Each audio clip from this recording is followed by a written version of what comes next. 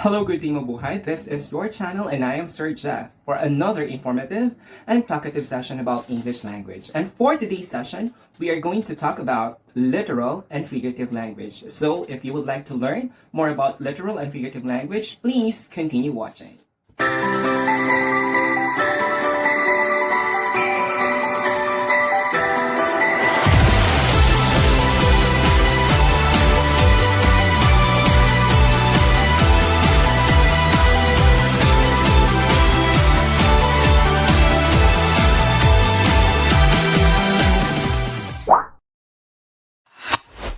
Good day, this is Sir Jeff and you are now watching a video lesson about literal and figurative language.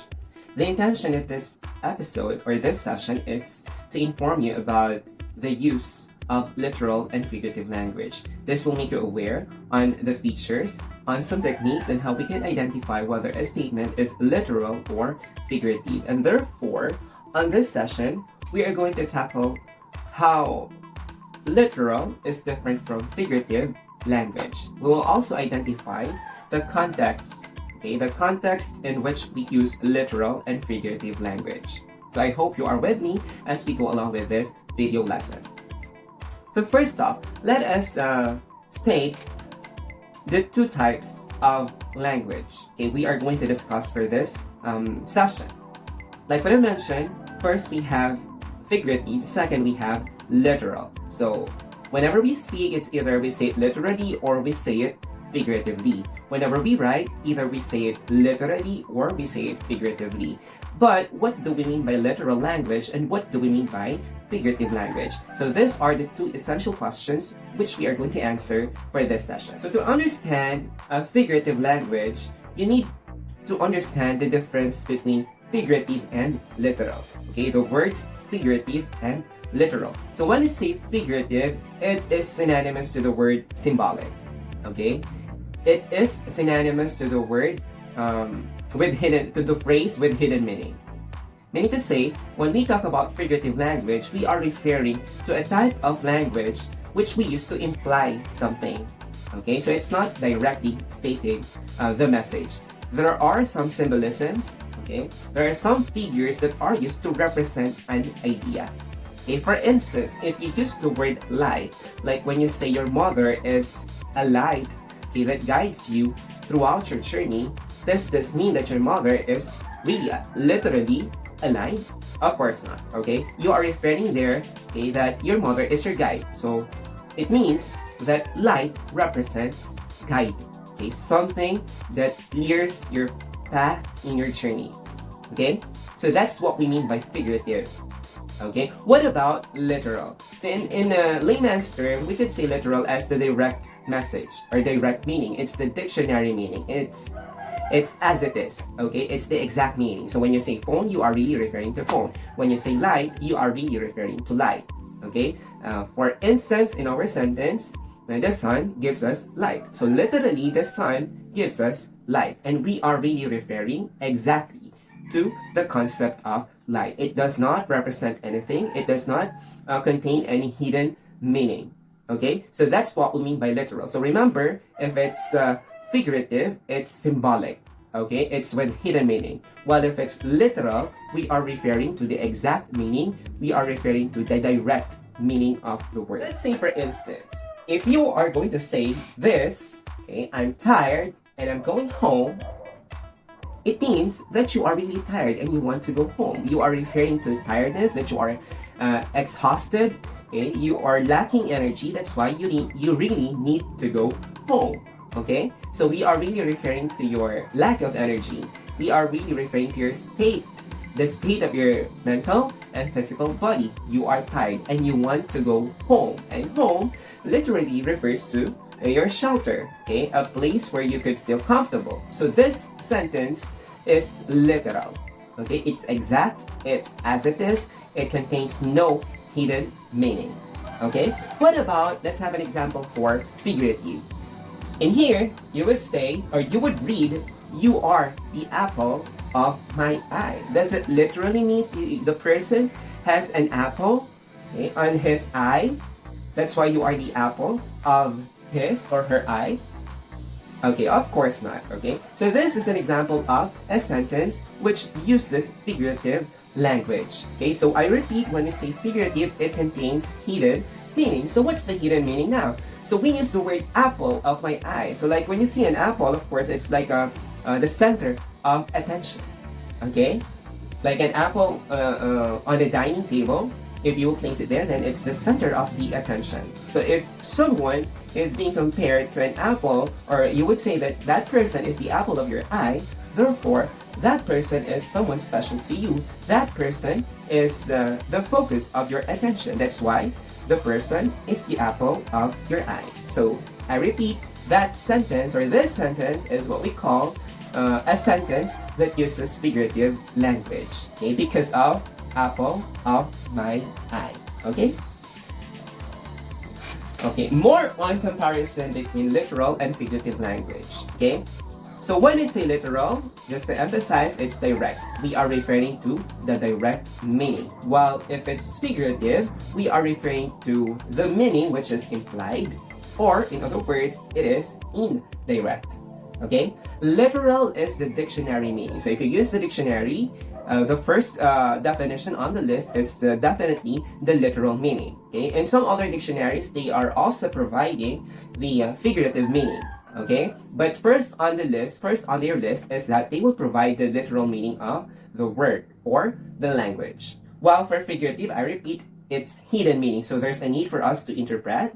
There's a need for us to read between and beyond the lines for us to get the gist or the meaning of the language. So we do not take it literally if it's figurative, because if you will take it literally, there will be a miscommunication. There will be what they call this one. There will be a wrong message that will be relayed to you. So we don't want that to happen. We want a very clear message.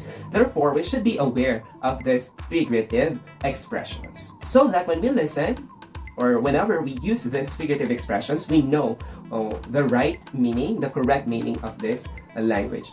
Okay, literal is also exact. Okay, just like what we've said, it's the exact meaning. Okay, no need for you to read between and beyond the lines. You just have to read and comprehend on the line, on the word, okay, and get its exact meaning. So if you are referring, I repeat, to the table, then it's table. If you are referring to the head, then it's the head, referring to the part of your body.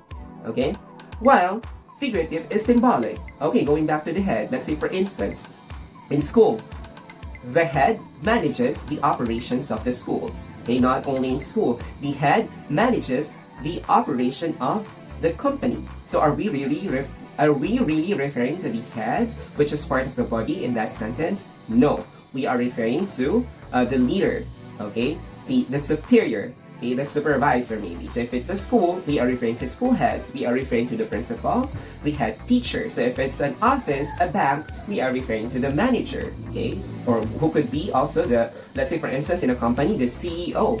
So that's what we mean by symbolic, because the head, it talks about the mind, it talks about the plan. So when we speak about the plan, we are referring to the people who are in the position to plan and to propose, to operate, okay, to operate an institution, an office, or an organization. That's why figurative is symbolic. Just like the heart, okay, the heart symbolizes love. So if you are referring that that person is your heart, is the heart of the company, then that is symbolic. But in the sentence, my heart is beating so fast after running, okay, you are really literally referring to your heart. And in that case, that is literal. Okay, it's the exact meaning. We are referring to the heart, which is an organ inside your body. Okay. So let's have more examples for you to understand literal and figurative language. Now, on your screen, you would see, okay, the statement saying this test is a piece of cake. Now, is it literal or figurative? If it's a test, do we take tests with a piece of cake on the side? Of course not. Okay, a piece of cake is an idiomatic expression stating that it's easy. Okay, it's within your limits. It's like you can do it with confidence, with full confidence. Okay, so that's what we mean by piece of cake. So if a test is a piece of cake for you, that means to say the test is easy. So if somebody told you that the test is just a piece of cake, so do not imagine that you will have a piece of cake in front of you while taking the test. Okay, it only means the test is an easy one. Okay, therefore, this test is a piece of cake. This statement is figurative. Okay, another example. On your screen again, the big brown fox jumped over the big dog. It was an amazing scene to witness. So if you heard someone state this expression, what would you say? Is that literal? How will you comprehend it? Is that literal or figurative? Okay, very good. That is literal. We are really referring to the dog. Okay, we are really referring to the fox. Okay, jumping over the big dog because it's an amazing scene to witness. Unless it will become figurative if the person is referring to fox, okay, to a fox, okay, representing another person, or a dog representing another person. So in that case, that will be figurative. But for this case, since we have this feature, okay, obviously it is literal. Okay, in this context, we could say that it's literally the dog and the fox that we are talking about. Okay, next example on your screen. My sister is like an overheated kettle whenever she speaks about her lost toy. Okay, in that context, you have a sister, okay, and she has a lost toy. So is that literal or figurative?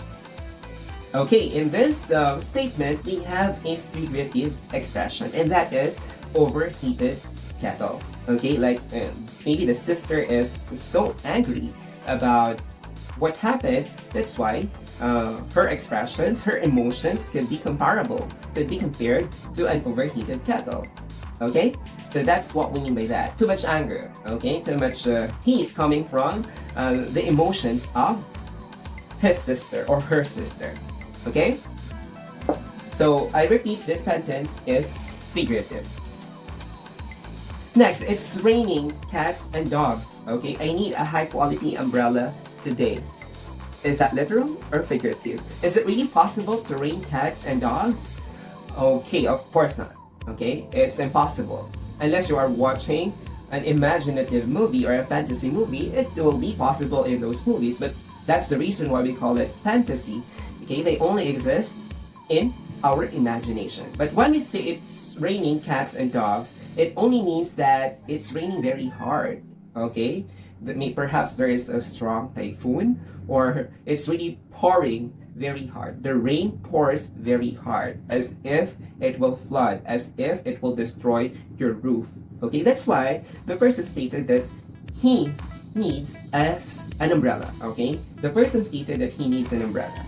Okay, so in this case, in this statement, we could say, surely we could say that the speaker is using a figurative language because of raining cats and dogs, which is an idiomatic expression. So that is figurative, not literally raining cats and dogs. Okay? Next example, we have the lady guard disguised as a mascot in order to entertain the young kids entering the mall. I repeat, on your screen, the lady guard disguised as a mascot in order to entertain the young kids entering the mall. Now, is this literal or figurative? Are we really referring to guard? Yes. Okay. Are we really referring to the mascot? Yes. Okay.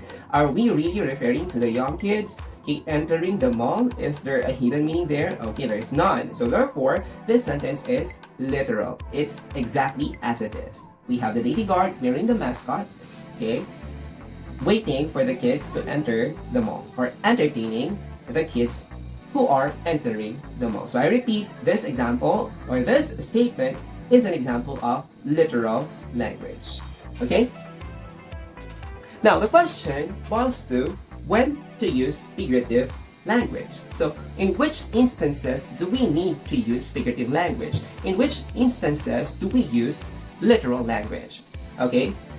Remember that in most literary works, like the writer would like to show creativity, or the speaker, for instance, would like to show creativity in his or her speech, then you have to use figurative language. That's why in most literary pieces, which requires the readers to imagine, the author, the writer, needs to use figurative language. This is to make the piece more creative, more artistic, and to help the reader gain a perfect picture okay, in their minds. Okay, so that's the use of figurative language. It facilitates the imagination of the reader because of this colorful and vivid expressions, and it helps the writer to express, okay, the intent of their hearts and their minds in a creative way.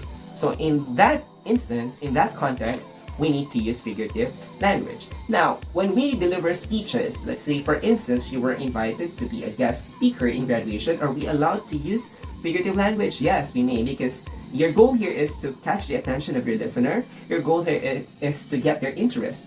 Okay? And since it's a speech, it's a performance, it's a public speaking performance, then you have to inject, okay, some figurative expressions, but not 100% figurative. Okay? Like the entire speech is figurative.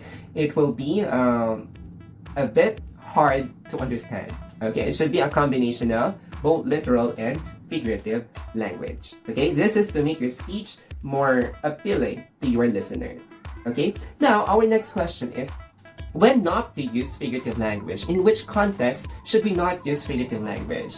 Okay, under our rule, let's say for instance, you are writing a technical report. Okay, for instance, you are writing a technical report. It's factual. Okay, you need to relay information as it is. Like, let's say for instance, a news report. Okay, or everything you see on a news report, a news article, it should be as it is. So therefore, you need to use literal language. You seldom would encounter figurative expressions in a news article. Okay? Now, aside from that, when you are also reading scientific texts, or in the future, you might write a scientific text, you should use literal language and try to avoid figurative language because it's factual. You are relaying information and you don't want this information to be vague because it's scientific, it's technical. The purpose is to inform, okay? Not for them to imagine another else, not for them to be entertained, okay? The purpose is for you to inform your readers. So it should be exact, it should be a majority literal language. It could be 100% using literal language. So in the future, if you will be writing a research, okay, a thesis, okay, or whatever type of research, then you need to use literal language because I repeat, that is a technical output, a technical writing output. Okay, so those are the instances in which we use literal and figurative language. Now, let's have a test. On your screen, you would see some statements. All you have to do is to tell me, okay, or write on your mind, imagine on your mind, state on your mind, whether these sentences, which I'm going to flash on your screen, are literal or figurative. Okay? So just state in your mind if it's literal or figurative. Then we will identify if your answers are correct. Let's start with number 1. On your screen, you should learn how to keep the peace all the time. Okay, 5, 4, 3, 2, 1. Okay, your answer is, okay, that is literal. Okay, literal.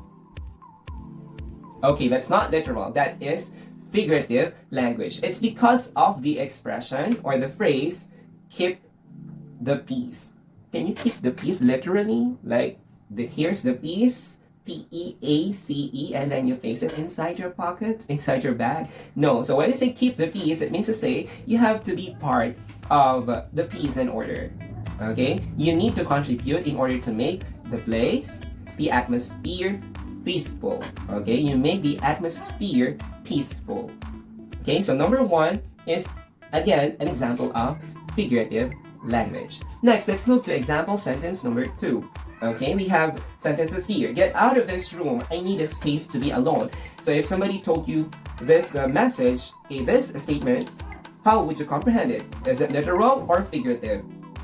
5, 4, 3, 2, 1. And the answer is literal. Okay, very good. This is literal. You need really to get out of this room. So get out of the room. Okay, that's literal, exact as it is. Because the person needs to be alone. Literal. Okay, accept the message literally. It's as it is. So you have to go out of the room. Okay, next. For number 3, on your screen, The people of the Philippines are working their fingers to the bones just for a greener pasture. Is that literal or figurative? 5, 4, 3, 2, 1. Now your answer? Okay, example sentence number 3 is a sentence which uses figurative language. Now let's pinpoint which phrase or expressions here are figurative. Okay, we have the expression working their fingers to the bones. Working their fingers to the bones. Okay, that is an example of a figurative language because it's symbolic. Okay, when you say working their fingers to the bones, we need to say they are really working very hard. Okay, there's an extra effort, okay, to push their energy in order to gain something. Another, we have the expression greener pasture. So is it literally you want a greener pasture? That's why you are working your fingers to your bones. Okay. So when you say greener pasture, it's symbolic again, referring to a better future. Okay. It refers to having a good fortune. So therefore, sentence number 3 is a sentence which uses figurative language. Let's move now to sentence number 4. You should be a page ahead in order to get an advantage in your studies. Is this literal or figurative? 5, 4, 3, 2, 1. Okay, very good. So this one is an example of figurative language. Okay, and which expressions here are figurative? Actually, we only have one. So which expression here is figurative? Very good. It's page ahead in order to get an advantage. So the phrase page ahead, are we really referring to the page of the book, the page of the notebook, the page of an encyclopedia, the page of a reading material? Okay, so what we are referring here is that we need to read a lot, read in advance in order for you to be ready for your studies. Okay, that's what we mean by the advantage. So maybe at some point, it's literal that we are referring to the page, but it's not the page, it's not the paper, it's the content of the page that we are talking about here. So the page here represents the knowledge, represents the lessons that are contained in the books, in the reading materials. Okay, that's why sentence number 4 is another example of a sentence which uses figurative language. Let's move to sentence number 5. It is a good habit to read books every day. I repeat on your screen, it is a good habit to read books every day. Now, is this a literal or figurative? 5, 4, 3, 2, 1. Okay, the answer is literal. It is a good habit to read books every day, so that's as it is. We are referring to the habit of reading books, and you do it every day. So the message here is direct. The message here is explicit. It's not implied. So you could understand directly from the statement that you have. The suggestion is for you to read every day and make it a habit because it's good for you. I repeat, number 5 is an example of literal language. Okay, remember class, the type of language you use will determine the type of speaker or writer you will become. Therefore, we must be wise, we must be observant also when we listen. Okay, we must be keen when we listen, we must be attentive when we listen. Okay, so whenever you speak, whenever you write, be careful with the words we use. It's not all the time that these expressions are applicable in a context. Like what we mentioned a while back, if it's a scientific text, therefore, we should refrain. Okay, we should refrain from using figurative language. We should be exact with what we want to say, we want to imply, because your purpose is to inform.